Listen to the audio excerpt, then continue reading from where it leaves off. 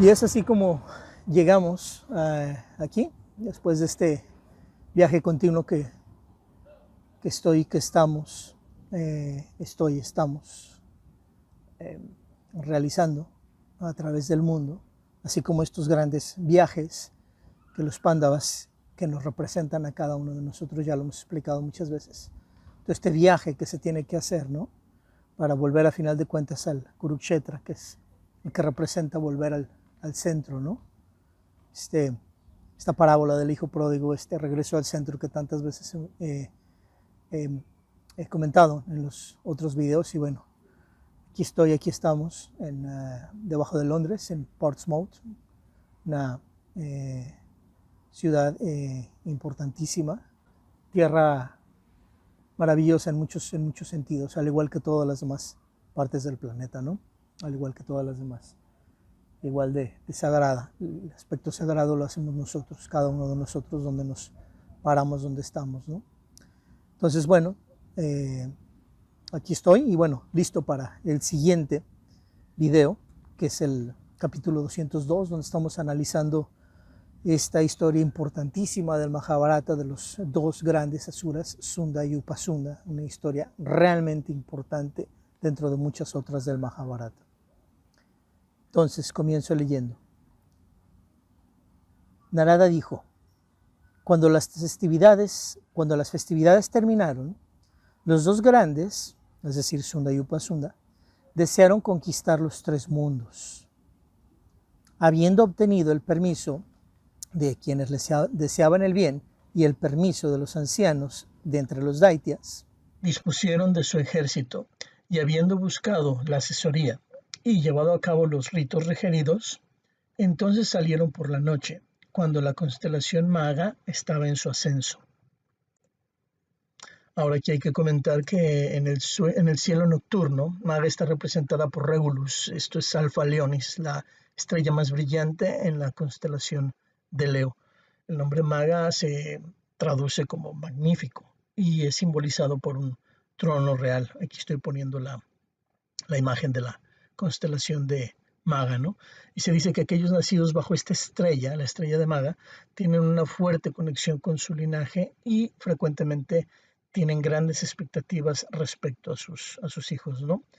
Algunos otros significados de la palabra maga son poder, riqueza, indicando lo que es buena fortuna, riqueza interna o fortaleza interna y comportamiento muy, digamos, estricto, ¿no? Esos son los significados.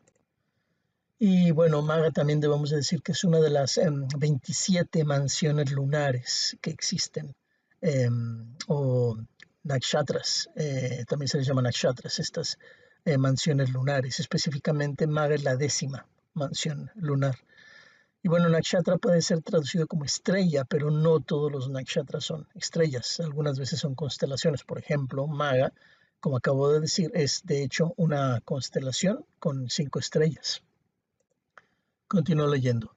Un gran ejército de Daityas vino con ellos, o sea, con Sunda y con Upasunda, llevando a cabo mazos, picas, lanzas, y todos siguiendo el mismo Dharma. Ahora, ojo, aquí viene la palabra Dharma, pero viene en la edición crítica, que es la que estamos usando. La palabra que se usa es Dharma. Algunas otras versiones del Mahabharata mencionan la palabra Varma, con M, no con N, Varma, que significaría armadura, ¿sí? En cuyo caso el ejército estarían todos metidos en armaduras, cada uno de ellos dentro de una armadura. Y bueno, dado el contexto de lo que se está hablando, bueno, Varma puede ser que sea más apropiado, o sea, que todos salieron bajo el mismo tipo de armadura, o todos llevaban el mismo tipo de armadura. Sigo leyendo, dice, los charanas cantaron sus motivaciones o sus canciones motivantes en canciones auspiciosas que les deseaban a Sunda y Upasunda victoria. Los charanas, recordemos que es como bardos, es una manera de decir el bardo, ¿no? Ellos salieron llevando felicidad en sus corazones. Los dos Daityas podían asumir cualquier forma a voluntad y estaban intoxicados con el prospecto de la guerra o intoxicados con la expectativa de la guerra. Y así muchos de nosotros, aquí comentario, ¿no? Muchos de nosotros así vivimos intoxicados con el prospecto de la guerra. Un ejemplo muy, muy, muy clarito y muchos se van a identificar con esto que voy a decir es personas que pasan minutos y minutos del día, hasta en 10, 15 ocasiones, imaginándose alegatos, imaginándose discusiones mentales con personas que van a tener dentro de los próximos 15 minutos, la próxima hora, el próximo día. Y hasta se imaginan, no, no, no, le voy a decir esto, no, y me va a decir esto, no, y le voy a responder esto, ¿no? Y muy, muy, muy bravucones somos en nuestra mente, ¿no? Muy intoxicados con el prospecto de la guerra, ¿no?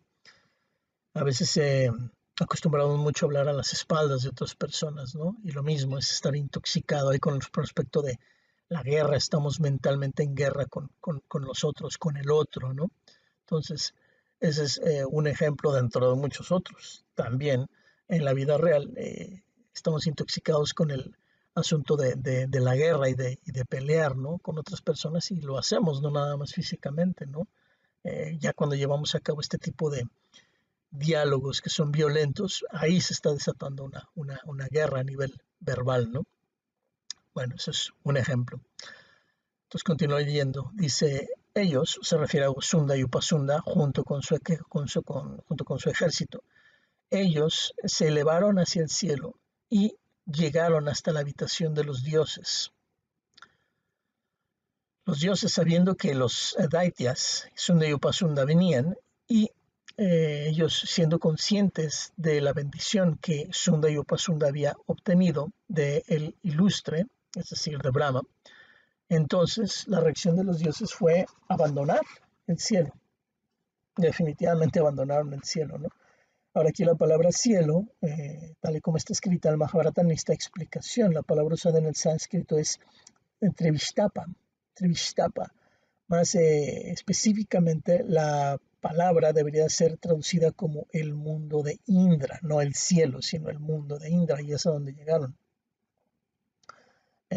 Había 30 o 33 dioses específicamente ahí en ese cielo de Indra, ¿no? Entonces, aún más certeramente, Tivishtapa debería ser traducido como el mundo de los 30.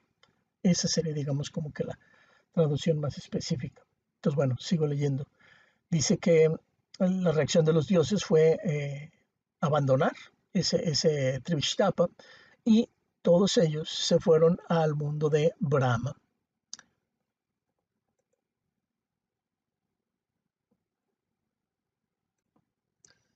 Gracias a su terrible valor, ellos conquistaron el mundo de Indra y vencieron a hordas de yakshas y de rakshas. Yakshas, ya lo hemos comentado, son seres, especies semidivinas y acompañantes de Kubera, el dios de los tesoros, ¿no? Y los rakshas o raksashas son demonios y espíritus malignos, pero son una especie distinta a los daityas, no es lo mismo. Los rakshas o raksashas son también guardianes o protectores y en ese sentido es más relevante en ese contexto, en este contexto es más relevante ese sentido, ¿no? Entonces, sigo leyendo, dice, los vencieron y también vencieron a los seres, a cualquier ser que frecuentaba el cielo, específicamente el de Indra, ¿no? Los dos grandes asuras entonces vencieron a los nagas, quienes habitan en las regiones interiores de la tierra. Y también vencieron a aquellos que viven en los océanos y a todas las razas Mlecha. Y bueno, aquí cuando hablamos de que vencieron a los nagas, podríamos decir de una manera no muy acertada que se referían a las serpientes, pero si lo traducimos, realmente estaremos usando serpientes por nagas y víboras por zarpas. Esa sería una definición ya digamos más técnica.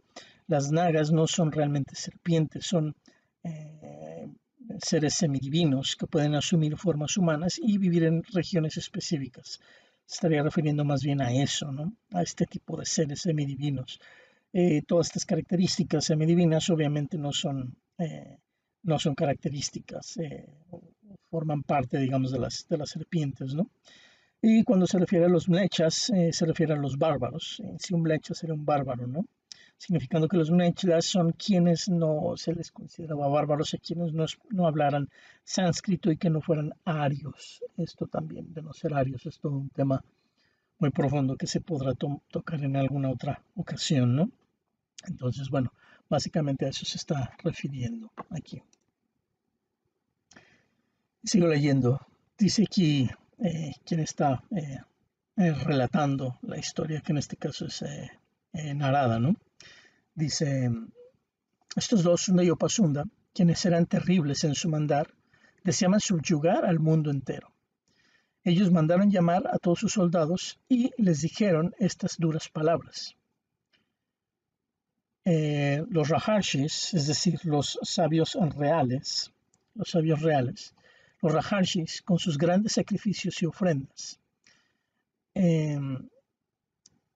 y los brahmanas incrementan la energía, tanto los Rajarshis como los brahmines incrementan la energía, la fuerza y la prosperidad de los dioses. ¿A través de qué? Bueno, a través de los grandes sacrificios y las ofrendas. Y le siguen diciendo a su ejército, debido a estos actos, tanto de los Rajarshis como de los brahmines, ellos, o sea, los dioses, pueden dañar a los asuras. Juntos debemos nosotros de atacarlos y completamente destruirlos. ¿A quiénes? Bueno, pues a los Rajarshis y a los brahmines. Atacarlos y completamente destruirlos. ¿A quiénes? A todos y cada uno de ellos. Y bueno, aquí obviamente es imposible no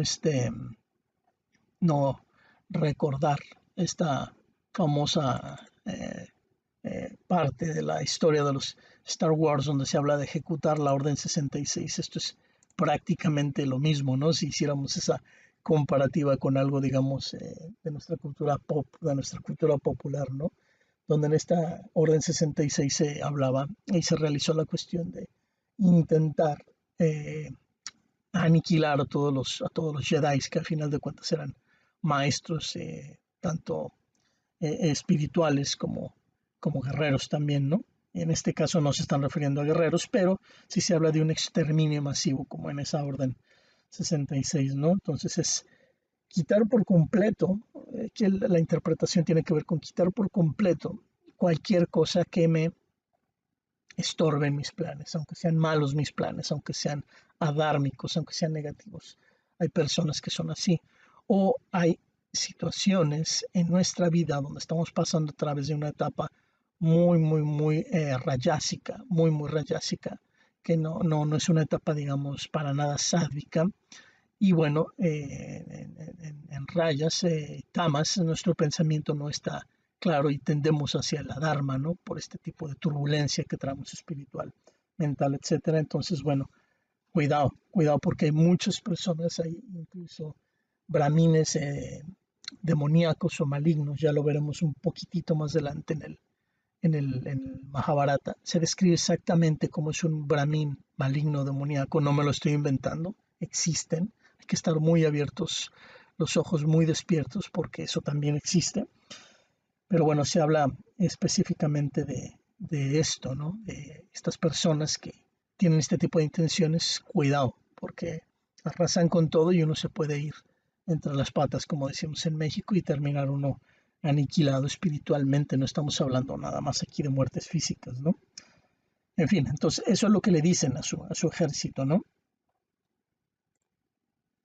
Habiendo así ordenado, habiéndoles así ordenado a los soldados y habiéndolos ordenado y puesto en orden en las orillas del este del gran océano, ellos, Sunda y Upasunda, salieron junto con su ejército en todas las direcciones con esta cruel resolución en mente. Los 12 poderosos mataron a quienes realizaban sacrificios y mataron a los brahmines que oficiaban en los sacrificios, donde quiera que les veían. En las ermitas de los rishis que habían controlado sus almas, sus soldados de Sunda y Upasunda tomaban los fuegos sacrificiales y los apagaban de forma irreverente. Debido a la bendición que se les había otorgado a Sunda y Upasunda por medio de Brahma, que fue quien les otorgó esta bendición, a causa de esa bendición, las maldiciones que estos de las grandes almas, los brahmines y los ascetas enojados, las maldiciones que ellos les enviaban a Sunda y Upasunda, no tenían efecto, estas maldiciones, debido a la bendición que Brahma les otorgó.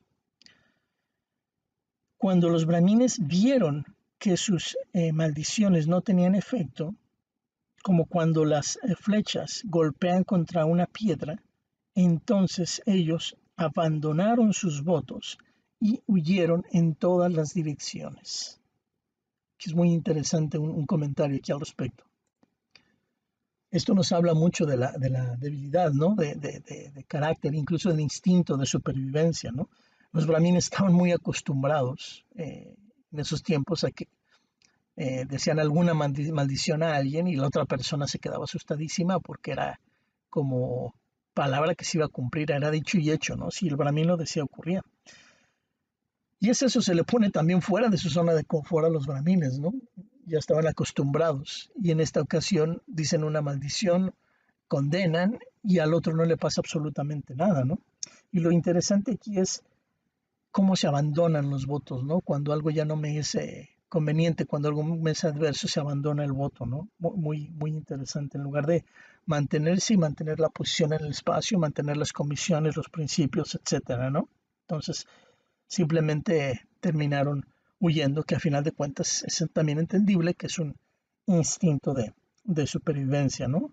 Y lo mismo, insisto, es un ejemplo nada más pop, no es un ejemplo, digamos, académico, pero aquí en la película esta de Star Wars lo mismo hacen los Jedi restantes, ¿no? Huyen y se esconden para evitar la aniquilación total, ¿no? Y sigo leyendo y aquí es muy poético y muy interesante y con muchas interpretaciones la manera como lo describen, ¿no? Esta huida de los brahmines, ¿no? Dice, como serpientes huyendo cuando ocurre la aproximación del hijo de Vinata, aquellos en la tierra, quienes eran exitosos en sus austeridades y eran autocontrolados y calmados, huyeron. Es muy interesante aquí, ¿no?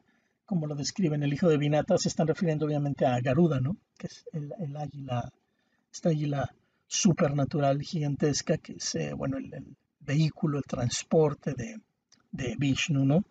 Donde, bueno, hay quien tiene su elefante para transportarse, hay quien tiene el toro para transportarse, etcétera, ¿no? En este caso es Vishnu quien monta a Garuda, ¿no? Que insisto, Garuda es una interpretación muy profunda que la haremos en algún día su significado, ¿no? La ascensión a lo divino, ¿no?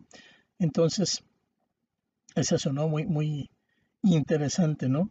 Como ponen el ejemplo, como si los brahmines fueran serpientes escondiéndose de un águila, ¿no? Y recordamos, bueno, también el simbolismo del águila y la serpiente, de esta cuestión, de este duelo entre águila y serpientes, muy conocido. Nietzsche hablaba mucho acerca de esta relación águila-serpiente.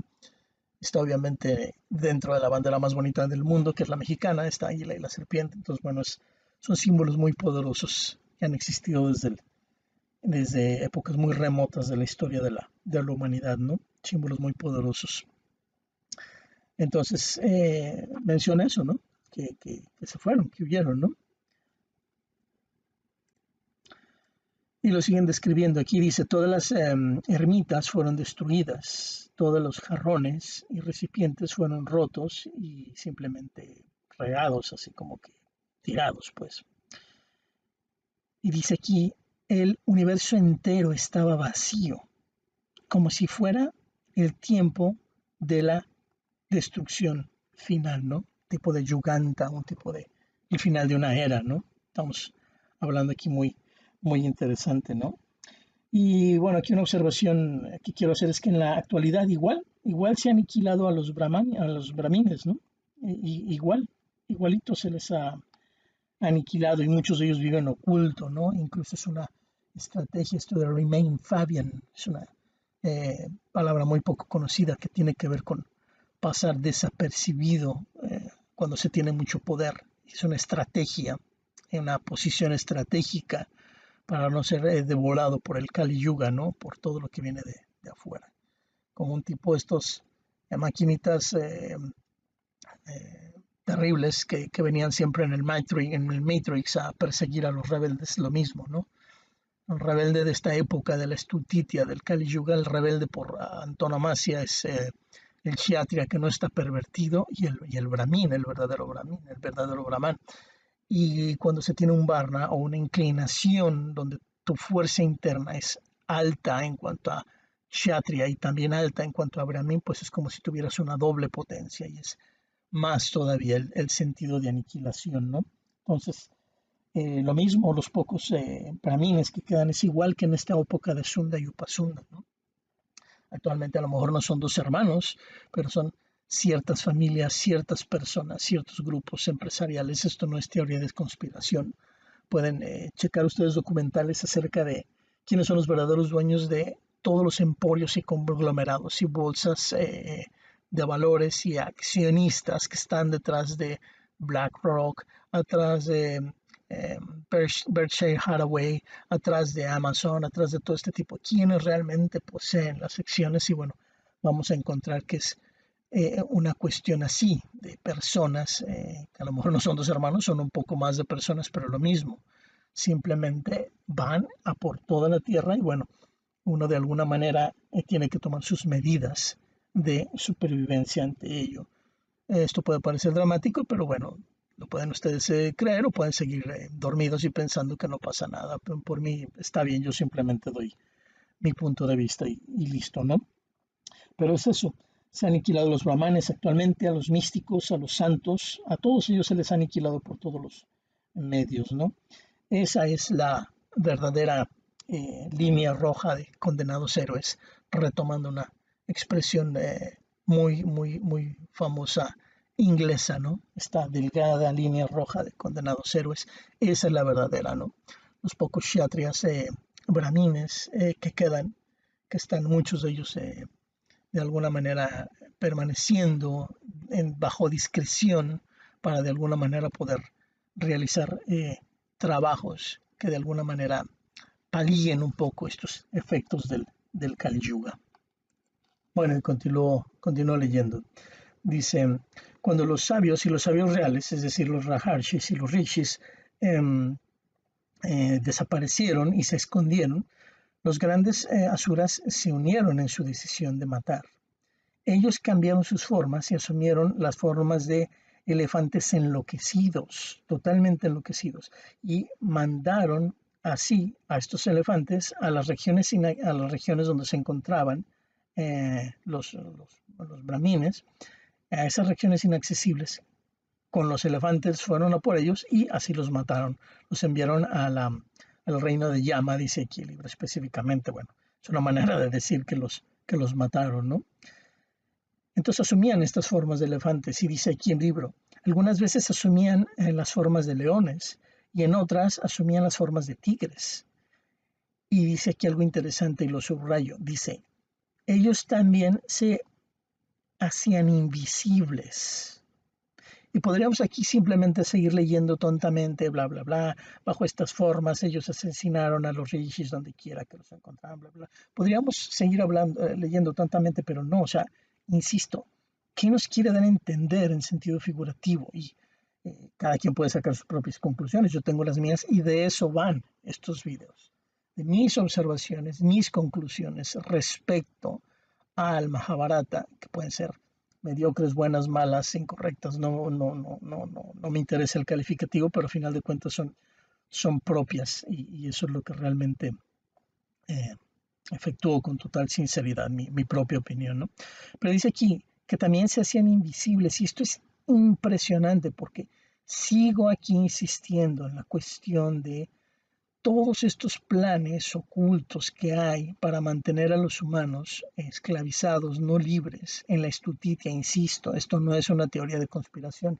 Nada más observen cómo son la mayoría de las sociedades, casi todas las sociedades humanas, y todo lo que ocurre en los medios de comunicación, en la televisión, cómo está muchísimas cosas manipuladas para que estemos esclavizados y formando parte de un determinado sistema de ordeña gigantesco en el cual nos están ordeñando espiritualmente, mentalmente, emocionalmente y finalmente, lo más importante, económicamente también, ¿no? Entonces, estos asuras, estos enemigos, en este caso representados por Sunda y Upasunda, un grupo, a partir de dos ya es grupo, entonces un grupo de personas que van a la conquista de todo el mundo por medios adármicos y no les interesan las consecuencias, bueno, la vida está lleno de eso. Y hay decenas y decenas de películas que nos lo muestran, ¿no? Ahorita la que está muy de moda, estoy grabando este audio específicamente el 2 de enero del 2022. Y es para completar el trabajo que empecé a hacer muchos meses atrás en Portsmouth, en Inglaterra, pero ahorita está muy de moda en la película esta de No mires arriba, que se está transmitiendo en Netflix y bueno, obviamente es un ejemplo más de muchas otras películas de esa línea que se han visto muy valientes, muy de cuestión de crítica al poder, de crítica a cómo es la sociedad actual, lo depravada que está, lo fácil que nos manipulan los políticos, etcétera, ¿no? Cómo está todo bajo un interés económico, ¿no? Entonces, ahí se ve claramente en todos los personajes esto de lo que estamos hablando, ¿no? Y así son todos estos enemigos de lo espiritual y del bienestar humano, así son invisibles, totalmente invisibles, ese es mi punto, porque aquí dice el Mahabharata, ellos también se hacían invisibles. Y aquí no debemos de cometer la tontería de pensar que esto es un tipo, el hombre invisible o tipo uno de estos cuatro fantásticos, la mujer que se hacía invisible, ¿no? O sea, no están hablando de ese tipo de tonterías tipo Marvel, ¿no? La interpretación va mucho más allá, más profunda, ¿no? Entonces, esa es la clave actualmente. Los asuras que destruyen a casi todos los maestros son invisibles y no nos enteramos. Entonces, lo que, como aquí en España se dice, ¿no? Se menciona cuando se ve a personas inconscientes aplaudiendo todo lo que hace el gobierno, mientras el gobierno los aniquila. Ejemplos muy claros hay en el gobierno de Cataluña actual, en el gobierno actual, y ojo, no estoy hablando mal de partidos políticos, pero sí de personas. Este es un problema sistémico, no va a desaparecer si se va cierto grupo de la Moncloa, no va a desaparecer el problema. Esto es un problema más profundo y es sistémico y tiene que ver con nosotros, con las personas que de alguna manera formamos parte de la sociedad, con nuestra apatía, con nuestra inacción, etcétera, ¿no? Pero bueno, se menciona mucho aquí en España a todas las personas que nada más aplauden y aplauden, se les dice sigan aplaudiendo focas, es una expresión muy usada aquí en España, ¿no? Porque es como simplemente inconscientemente aceptar todo lo que viene de afuera, ¿no? Sin ningún tipo de crítica, sin ningún tipo de acción efectiva de nuestra parte, ¿no? Entonces, bueno, eso es mi comentario respecto a estos Sunda y Upasunda que se hacían invisibles. Yo creo que ha quedado claro mi punto, ¿no? Entonces dice aquí, bajo estas formas, Sunda y Upasunda asesinaron a los rishis donde quiera que los encontraban. Y luego viene aquí enseguida, después de que dice, ¿no? De que asesinaron a los rishis donde quiera que los encontraban. ¿Qué pasa cuando se pierde a todos los brahmines? ¿Qué pasa cuando se pierde a todos los sabios en una sociedad? Y esto es histórico. Por ejemplo, los alemanes cuando invadieron a Polonia, esto está por muchísimos documentales, totalmente estudiado. Lo primero que hicieron fue juntar en una zona alejada de la parte céntrica de Varsovia, a todos los líderes de opinión, artistas científicos, cualquier persona que tuviera educación avanzada, a todos, y con un martillo les abrieron la cabeza y les daban un balazo en la cabeza. A todos los exterminaron. Es lo que hace alguien que quiere destruir a una sociedad o manipularla. Destruye por medios cubiertos o encubiertos a sus líderes de opinión. Y ¿qué ocurre enseguida? Y aquí viene, es interesante, fíjense, dice, después de que exterminaron a rishis, dice, los sacrificios y el estudio cesó y los brahmines fueron exterminados. La tierra quedó despojada de festivales y de sacrificios, nada de eso volvió a ocurrir. Todas las compras y las ventas terminaron, es decir, la actividad comercial. Ahora, estoy yo leyendo esto y tú muy bien puedes decir, oye, qué bien está describiendo Roberto el 2021 con esta pandemia, bla, bla, bla. No, no, no. Parece que estoy hablando del 2021 porque todo eso está ocurriendo en este momento. Pero curiosamente el Mahabharata está describiendo una época antigua de destrucción. Pero lo que realmente está haciendo el Mahabharata es describir qué ocurre exactamente en cualquier era, en cualquier yuga, en cualquier periodo, cuando las actividades espirituales y personas abocadas a lo espiritual y al estudio de lo trascendente, de lo importante, se termina. Cuando ya no hay personas así, esto es lo que ocurre en una sociedad y es lo que está ocurriendo. Sigue leyendo para que vean. Todas las ventas y las compras terminaron. La adoración de los dioses se detuvo. Eso ya no ocurre actualmente. ¿Qué más dice? Los ritos sagrados y los matrimonios no se observaban. Eso está ocurriendo actualmente. ¿Qué ritos sagrados has visto tú alrededor con tu familia recientemente? O matrimonios que realmente se observen los votos del matrimonio el matrimonio como tal, respetado. Sigo leyendo. La agricultura y el criar al ganado terminó.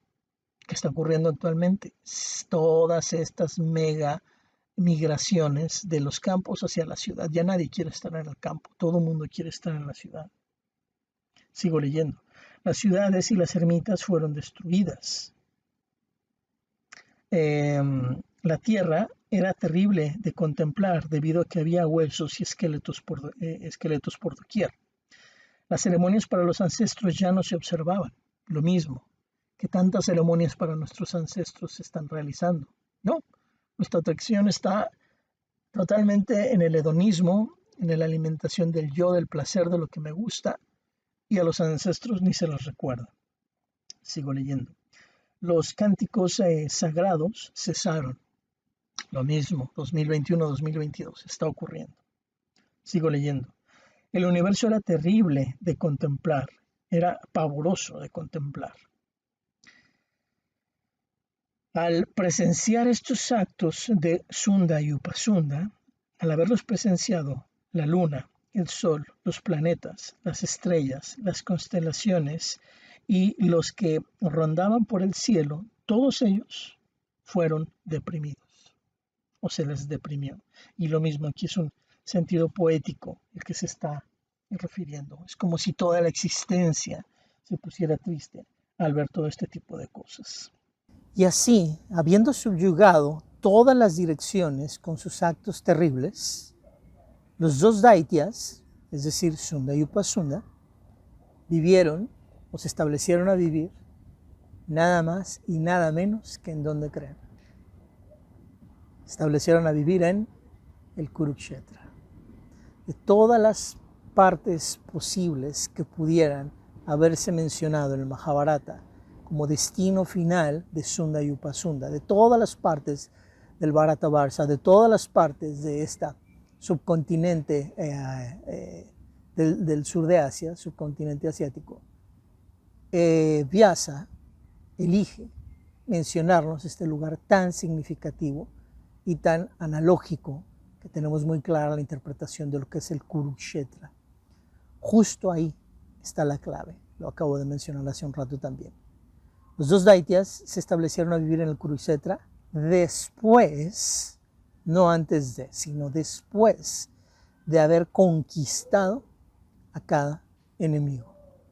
Y es así como terminamos capítulo 202 para enfocarnos en el próximo video en el capítulo 203, el cual grabaremos seguramente ya sea en alguna ciudad de Portugal o en alguna ciudad del sur de España.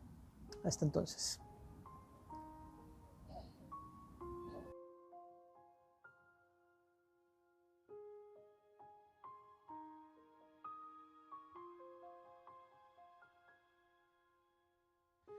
I'm trying to hold my breath, let it stay this way, can't let this moment end. You set off a dream in me, getting louder now, can you hear it echoing? Take my hand, will you share this with me? 'Cause darling, without you, all the the shine of 1,000 spotlights, all the stars we steal from the night sky will never be